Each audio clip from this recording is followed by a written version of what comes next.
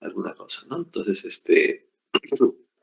eh, y llevar al paciente a una emergencia hospitalaria para que lo nebulicen, le pongan su corticoide, su epinefrina o su broncodilatador ya, y su oxígeno en el, en el centro hospitalario, ¿ya? Entonces, paciente asmático controlado, no hay ningún problema, que lleve su broncodilatador. Paciente que ha tenido últimamente algunos ataques de asma, que se haga su broncodilatador, que se aplique su broncodilatador este, antes del tratamiento odontológico. Y si en el momento que estás haciendo la operatoria, la limpieza o lo que sea, el tratamiento odontológico, hay una crisis asmática, hay que llevar a este paciente, si no mejora, ¿no? Hay que llevarlo a una emergencia hospitalaria para que lo nebulice. Entonces, ¿cuáles son los criterios para poder establecer la gravedad de la crisis asmática de un paciente? Es de acuerdo por ejemplo, a la dificultad respiratoria. Si el paciente camina, ¿no? Y ahí recién tiene una respiración forzada, es una leve, pero si el paciente ya estando sentado, tiene una disnea estando sentado, o hablando ya solamente se comienza a agitar, comienza a ahogar, y esa es una grave, ¿no?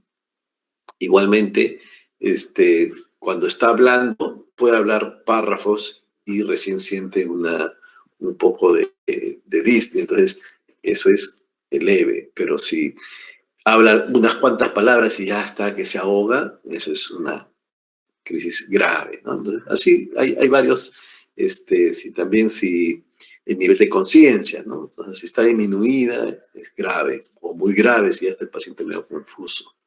Igual la frecuencia respiratoria siempre va a estar aumentada porque hay una disnea, ¿no? Hay una dificultad respiratoria, el paciente busca respirar más. Y también el uso de los músculos accesorios para la respiración, ¿no? Normalmente uno respira, pero cuando no ingresa mucho el aire, uno va a inspirar más de lo normal, entonces van a trabajar los músculos intercostales y también el tiraje, lo que llama el tiraje no costal y el tiraje esternocleidomastoideo. Los esternocleidomastoideos se van a ver más porque uno hace fuerza con el esternocleidomastoideo para que entre más aire, ¿no? Igual, las sibilancias se van a escuchar, ¿no? En algo leve solamente cuando el paciente expira, pero cuando al inspirar y al expirar también hay sibilancias, y esta es una moderada o una grave. Y así por la misma saturación de oxígeno, un paciente leve es mayor a 95, pero si es moderada es entre 90 y 95 y menor de 90% de saturación de oxígeno ya se considera una crisis grave que llevar inmediatamente ese paciente al hospital, ¿no? Entonces, en los pacientes asmáticos siempre hay un aspecto que se dice que no se debe utilizar anestésicos con epinefrina, ¿no? Pero no es por la epinefrina en sí, porque la epinefrina más bien sirve para tratar a los pacientes asmáticos. Entonces, ¿no? Porque la epinefrina es un broncodilatador, entonces sería bueno más bien utilizar epinefrina en los pacientes asmáticos. Entonces, ¿pero por qué no se usa o no se preconiza el uso de anestésicos con epinefrina en pacientes asmáticos? Porque el anestésico que tiene epinefrina tiene un preservante, ¿no? Que son el metasulfito de sodio o sulfitos de sodio, que actúan como alérgenos, es decir, como factores desencadenantes de alergia en estos pacientes asmáticos. Entonces, el paciente asmático puede ser alérgico a estos bisulfitos de sodio, que son los sustancias preservantes de las anestesias con vasoconstrictor, ¿no? O sea, con epinefrina, y pueden desencadenar un ataque de asma. Es por eso que muchos autores indican de que no se debe utilizar anestésicos con vasoconstrictor en pacientes asmáticos, ¿no? Sobre todo si son pacientes asmáticos que han tenido reciente crisis, por si acaso, para no desencadenar una crisis asmática en el consultorio. Si el paciente es un paciente controlado con un antecedente de asma, que hace tiempo hace años que no le da una crisis asmática, no hay ningún problema, pueden utilizarlo los anestésicos con epinefrina. ¿Ya?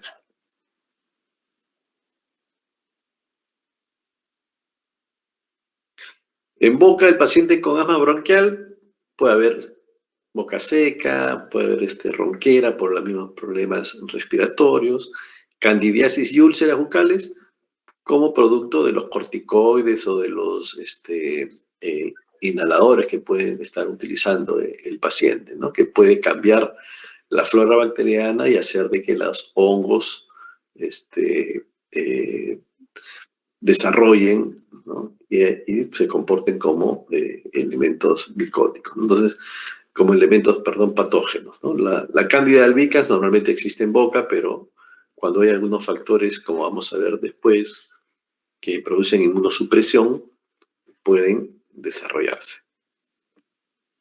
Pero no es propio no es una manifestación propia del asma bronquial, ¿no? Que se puede ver esto en pacientes asmáticos, sí, pero no significa de que si un paciente tiene boca seca y tiene candidiasis oral, eso es típico del asma bronquial, no. En pacientes con asma bronquial se puede ver esto de acá, pero no es una manifestación que nos diga, este paciente es asmático. Otra patología que también hay que tener en consideración porque cada vez está siendo más común es la enfermedad pulmonar obstructiva crónica o EPOC, ¿no? Este es un estado patológico de los pulmones irreversible, es decir, cada vez se va construyendo más, se va obstruyendo más los bronquios, los bronquiolos, los alveolos, ¿no? Y el paciente, lógico, va dejando de respirar o se le va haciendo más difícil la respiración. Puede empezar como una bronquitis crónica y después puede haber también enfisemas.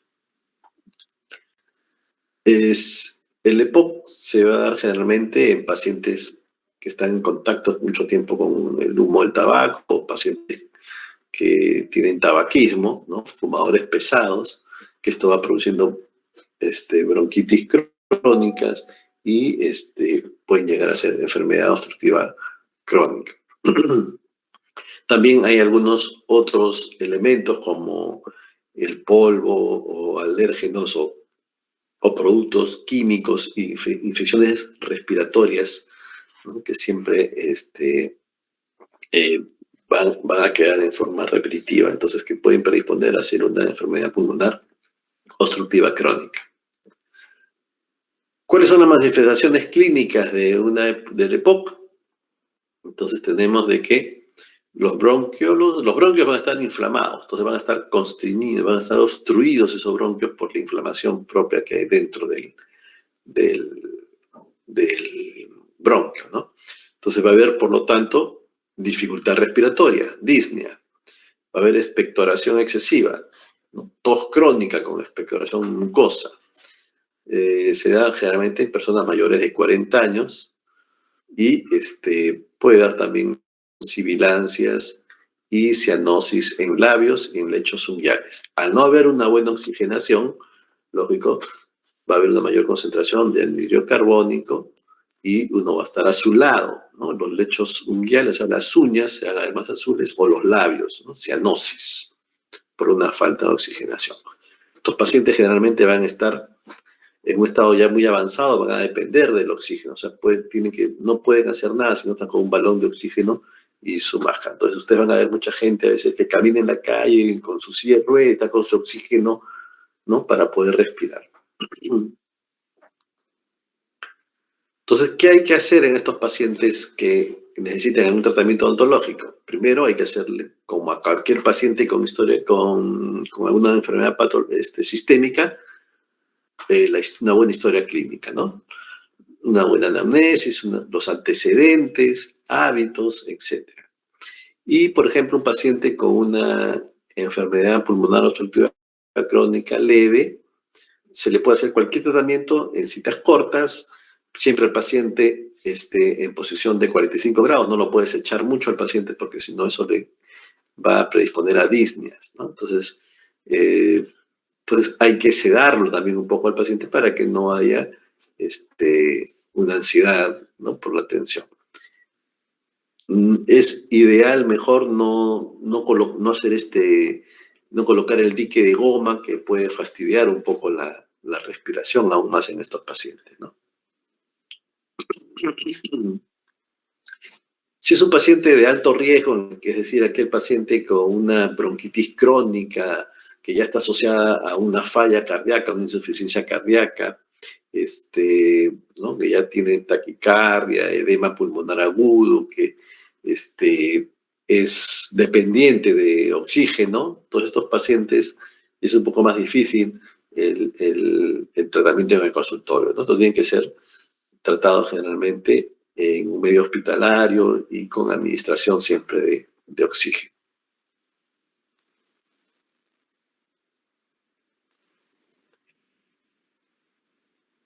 Entonces, de acuerdo a esto, a la gravedad que tenga el paciente y se va a atender o no, si se atiende, estos generalmente son pacientes fumadores, ¿no? O han sido fumadores pesados, entonces debe dejar de, de fumar, tienen que llevar sus inhaladores, broncodilatadores, siempre hacer una interconsulta con el neumólogo, ¿no?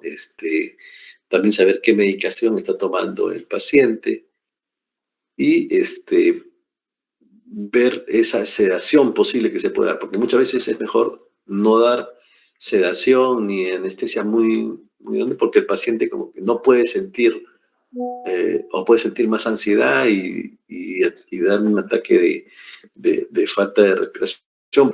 Se pone ansioso el paciente, ¿no? Pero al no sentir de repente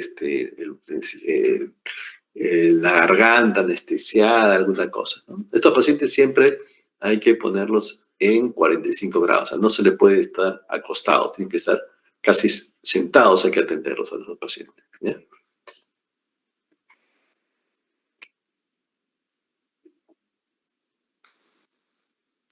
Igual, manifestaciones no son propias de la enfermedad, son manifestaciones generales que pueden haber como cualquier otra enfermedad, trastornos del gusto, serostomía, pigmentaciones dentarias, candidiasis oral, etcétera. Todo esto por la medicación que toma, por el fumar, etcétera, ¿no? Entonces, esas son algunas de las manifestaciones que se pueden ver en un paciente con EPOC, pero que no nos dice de que el paciente, si nosotros vemos serostomía en un paciente, no es porque no podemos decir que es algo patognomónico de POC, ¿no? Sino que un paciente puede presentar estos trastornos en boca. El COVID-19, bueno, eso ya lo conocemos bastante. Es una enfermedad causada por el coronavirus, ¿no? O SARS-CoV-2.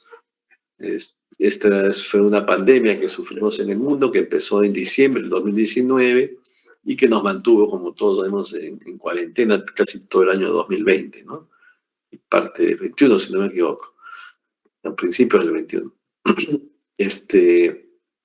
Dentro de las manifestaciones clínicas, generalmente hay muchos que son asintomáticos y otros que tienen solamente fiebre, tos seca o cansancio, y algunos con algunas otras manifestaciones clínicas medianas o incluso graves, ¿no? Dependiendo si es un paciente inmunosuprimido o cualquier otra comorbilidad, esto podría llevarlo incluso hasta la muerte, ¿no? Entonces, hoy hemos conocido lo que es el COVID, vamos a pasarlo rápidamente, y a partir de esta pandemia fue que nosotros comenzamos a tener, como profesionales de salud, un poco más de conciencia sobre las medidas de bioseguridad, que normalmente nosotros como dentistas siempre la hemos tenido, o sea que no nos afectó mucho el utilizar las EPPs porque estamos siempre acostumbrados a usar mascarilla, gorro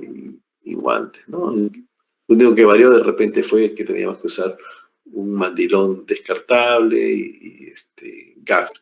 Entonces no las usamos. Bien, entonces paciente con COVID, lógico, no se le atiende para evitar contagios, igual que los pacientes con resfrío o con gripe. Entonces, igual, paciente con COVID también no se les atiende, ¿no? Igual a los resfriados, a los COVID tampoco se les atiende, pero a los gripes, porque puede ser que sea un COVID también, ¿no? Nosotros no sabemos si ese paciente tiene COVID, resfriado común o gripe, ¿no? Más que todo gripe o COVID son muy parecidos, entonces mejor no atenderlo. La tuberculosis pulmonar, esa es otra enfermedad muy común también en nuestro medio, ¿no? Lamentablemente es una enfermedad de tipo bacteriana, producido por el Mycobacterium tuberculosis. Está muchas veces en relación a los estratos económicos bajos porque son pacientes inmunosuprimidos, desnutridos, o también pacientes que viven hacinados, ¿no? en espacios mal ventilados. Entonces, es muy fácilmente que se puedan contagiar de la tuberculosis, ¿no? En nuestro medio, la tuberculosis es una enfermedad bastante diseminada y es más, la mayoría de los estudiantes de carreras médicas, de salud, médicos, odontólogos, enfermeras, obstetrices, tecnólogos médicos, van a verse algún día, alguna vez se van a contagiar con la tuberculosis. Entonces, esto es lo que normalmente podemos ser afectados, ¿no? Entonces, pero felizmente como nosotros, o la mayoría de nosotros, tenemos un buen sistema inmunológico, somos bien nutridos, no hay ningún problema, esta tuberculosis puede pasar desapercibida, por decirlo así, ¿no? Te da lo sientes como un fuerte resfriado, una tos, y se controló, tu mismo organismo controla la tuberculosis. ¿Cómo se contagia? Con el contacto directo con el paciente infectado, o indirectamente cuando el paciente, por ejemplo, estornuda, tose o incluso habla y bota sus gotitas de saliva en el ambiente, y tú pasas después de que ha ocurrido esto, puedes inhalar el micobacterio, ¿no? Y producirte una infección. Entonces, generalmente es por el aerosol que uno bota al hablar, al escupir, al estornudar o al toser, que botan los microbios en el ambiente y estos microbios se quedan volando ahí, por decir así, suspendidos en el aire por varias horas. Entonces, puede ser que un tuberculoso estuvo en un sitio sentado y estornudó y se quedan ahí en el ambiente varias horas. Tú vas y te sientas ahí otra vez y haces un bostezo y te metes todo el virus otra vez, ¿no? La bacteria, perdón. Entonces, los síntomas más comunes son tos, fiebre, sudores nocturnos, pérdida de peso, ¿no? Esa es la primera, en la primera infección, en la prima infección de la tuberculosis pulmonar.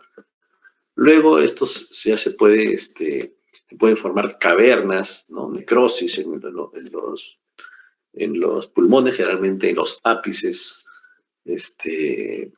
los ápices pulmonares, ¿no? Y se puede dar con mayor frecuencia en niños y en pacientes inmunosuprimidos, desnutridos o con pacientes con infección VIH, ¿no? Entonces, en estos pacientes se puede hacer mucho más grave la tuberculosis pulmonar. En boca, las lesiones tuberculosas no son muy frecuentes, son raras, y si dan, generalmente se van a presentar como ulceraciones en la lengua, o en el paladar, o en las encías, en el labio, y se producen generalmente por contacto directo del Mycobacterium en la mucosa oral, ¿no? Por ejemplo, un paciente con tuberculosis pulmonar que para tosiendo,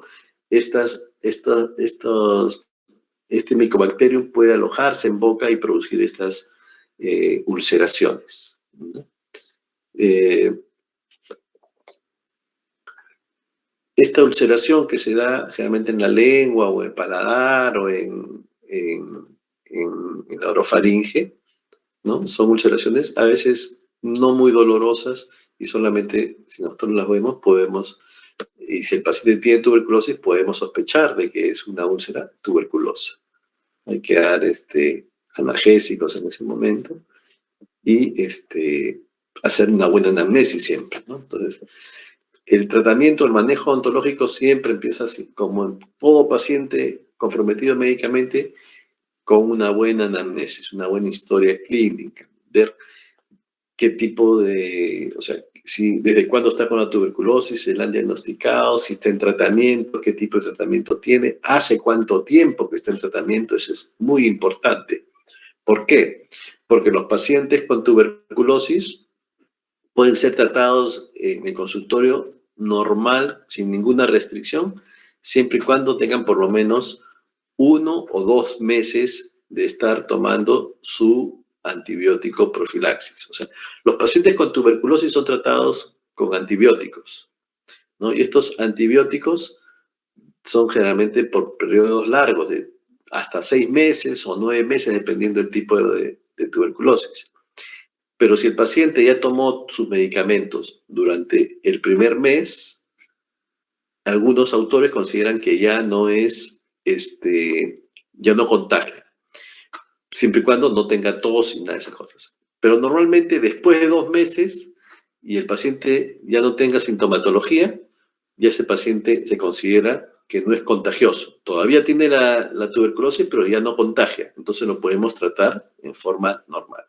Si el paciente tuvo tuberculosis hace 1 año, 2 años, estuvo en tratamiento y ahora no tiene ningún síntoma, es un paciente que se puede tratar sin ninguna restricción, como cualquier paciente sano, ¿ya? Entonces, no hay ningún problema en ese aspecto. O sea, si el paciente está con tuberculosis y está en tratamiento, si ya pasó los 2 meses de tratamiento, no hay problema en tratarlo, tenemos un mínimo chance de poder contagiarnos, por eso hay que tener siempre todas las barreras, eh, todos los EPP necesarios, ¿no? Para cualquier paciente, porque nosotros debemos tratar a cualquier paciente como si todos estuviesen infectados. Entonces no hay ningún problema en ese aspecto. Pero si ya sabemos que tiene paciente de tuberculosis, con mayor razón. Y si tiene más de 2 meses con tratamiento, mucho más seguros, porque ya sabemos que ese paciente ya no infecta, ya no contagia. Y termino ahí. A ver.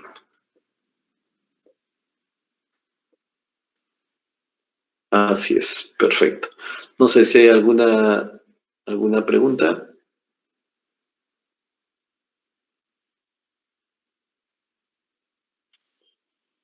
¿Preguntas? Todo claro, doctor. Todo claro, ¿no? Entonces, enfermedades respiratorias más comunes, resfriado común, gripe, COVID, que son muy parecidas a la gripe con el COVID. No hay que, por eso, atender pacientes con gripe o rinorrea activa, salvo que sea alguna emergencia, algún tipo de dolor, alguna cosa. Pero si no, postergarle por lo menos una semana para que disminuya o pase solamente el proceso viral. Si el paciente tiene una enfermedad obstructiva, pulmonar obstructiva crónica, EPOC, hacer la interconsulta con el neumólogo.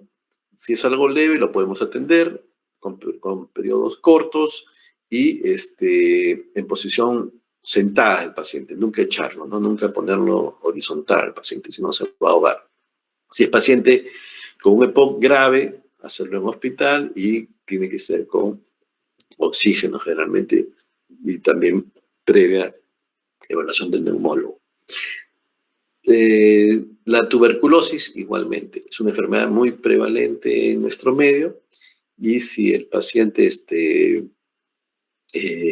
necesita algún tipo de tratamiento odontológico, si está en tratamiento con sus antibióticos durante 2 meses, ya lo podemos considerar como que no contagia, ¿no? Siempre y cuando ya no tenga tos, ya disminuyeron sus síntomas. Si es un paciente que está con antibiótico profilaxis, o sea, tomando porque ha salido positivo a tuberculosis, pero es asintomático, después de un mes también ese paciente lo podemos atender sin ningún problema, porque se supone que no contagia ese paciente. Tiene la bacteria, pero no la contagia porque no tiene síntomas. Muy bien, entonces el próximo lunes continuamos con las teorías en forma presencial y también me hacen llegar el artículo que correspondería a respiratorias, ya que sigue para la próxima la próxima clase, ¿ya?